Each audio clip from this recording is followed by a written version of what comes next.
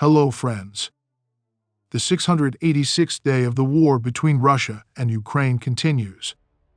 Commander-in-Chief of the Armed Forces of Ukraine Yevhenii said that the Russians are trying to advance in all directions. He published a video of his stay at the Kupiansk site. According to him, the front line remains active. The Russians are trying to advance in all directions, but our soldiers are repelling the attacks. As for the situation in the Kharkiv direction, there have been no significant changes in recent days.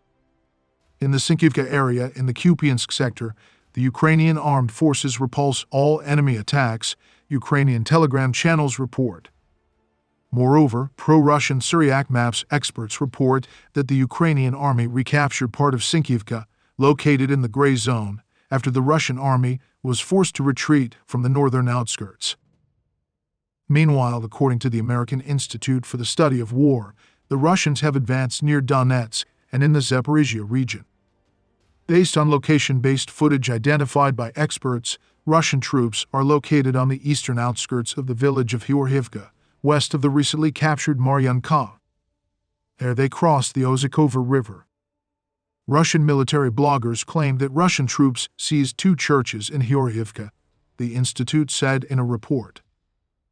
South of Maryanka in the Novomihайлivka area, according to data from the Ukrainian side, the enemy advanced in an area up to 960 meters wide and to a depth of 730 meters.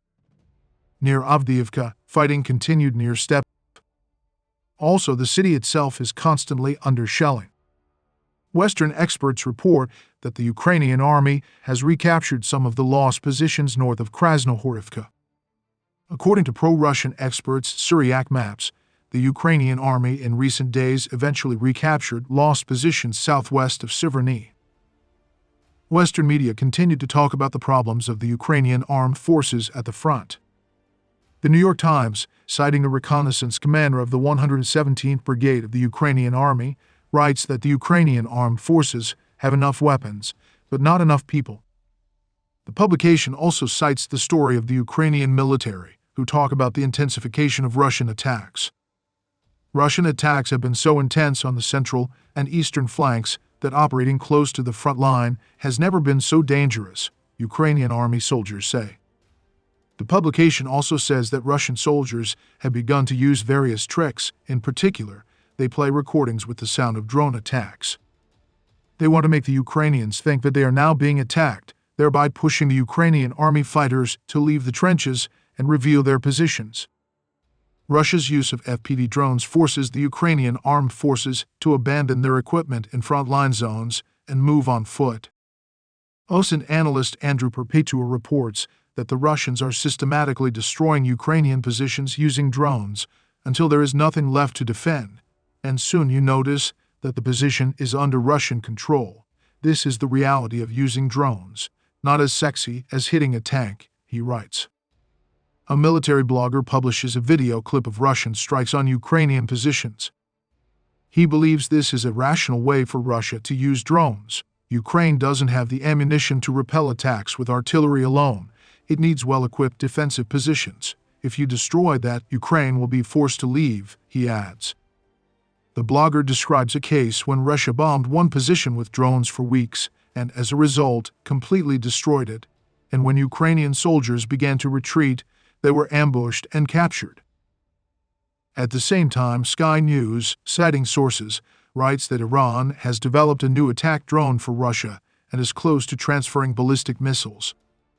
The Shad 107 is described as an explosive and reconnaissance drone, possibly equipped with technology to search for combat targets such as Western multiple-launch rocket systems. The flight range is estimated at 1,500 kilometers and can be launched from a vehicle. It is assumed that it can broadcast video online, which allows it to be used not only as an attack drone, but also as a reconnaissance drone.